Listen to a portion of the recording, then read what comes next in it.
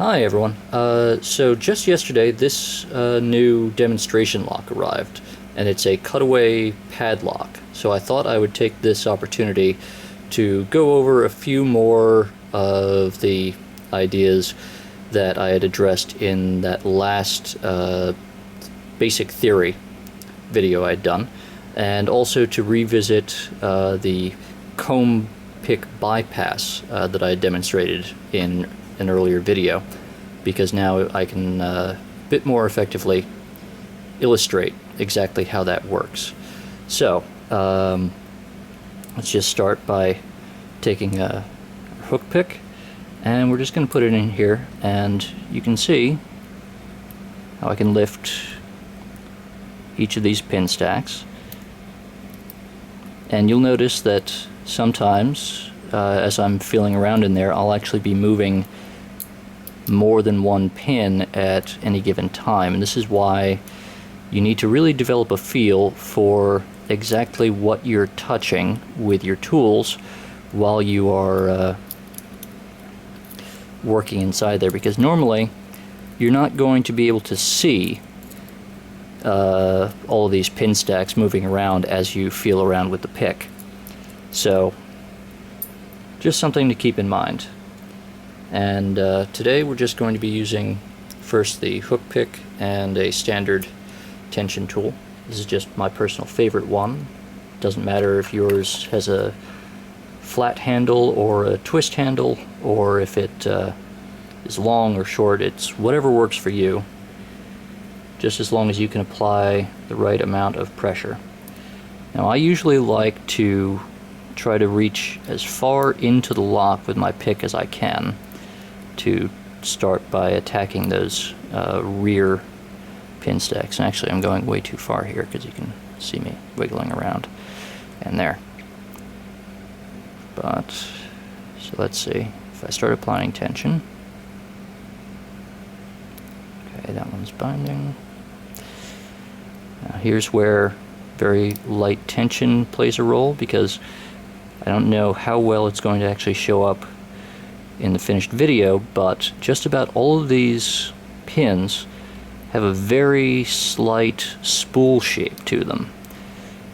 And I don't know whether that's intentional or whether that's an accident of the way that these pins are manufactured, but they all seem to have slight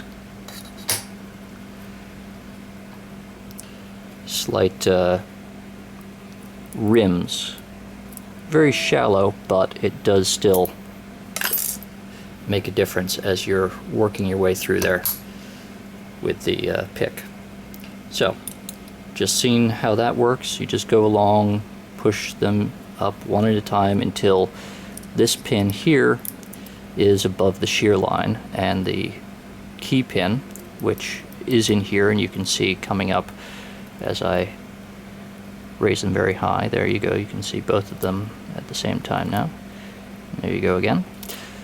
So that top one is the driver, or the top pin, and the one that is going to stick up there, just coming out of the plug, is the key pin or bottom pin. There, got it all the way out of the way. And now, because we do still have a few minutes here, I'm going to show you how the comb pick attack works, where you can actually see what's going on inside the pin chambers. So if you remember, comb picks looks kind of like one of those old-fashioned rakes, like the gardening implement, not the lock-picking tool. And what you need to do is you need to be able to figure out exactly how many pin stacks there are in the lock, and try to figure out what their spacing is. If I take another one of these comb picks, like say this 7-pin one. Okay, so the spacing isn't too bad, but that's not a pin stack. I can't actually do anything to that, because that just applies tension to the core. There's no way for me to reach it, and pushing it out of the way isn't going to give us any sort of help here. And in the same way, if I use, that little 4-pin comb that I demonstrated on those master locks and ABIS locks. There you go. I'm not going to be able to attack all of those pin stacks. So I'm going to try sticking in there, and there, look, I can get it 4 of them. I can even manage to push them out of the way, but it doesn't help me because I'm not getting those 2 in the back. So you have to figure out the correct number of pins and the correct spacing in order for this to work. Now I'm also going to cheat a little bit on this because this lock, and I haven't been able to figure out exactly where it's coming from, but there's a lot of tension here. It might be because I haven't been able to completely clear away all of the debris from when someone milled all these holes in the case, or maybe it's just that this tension spring here and the springs in the latches really do put up that much pressure.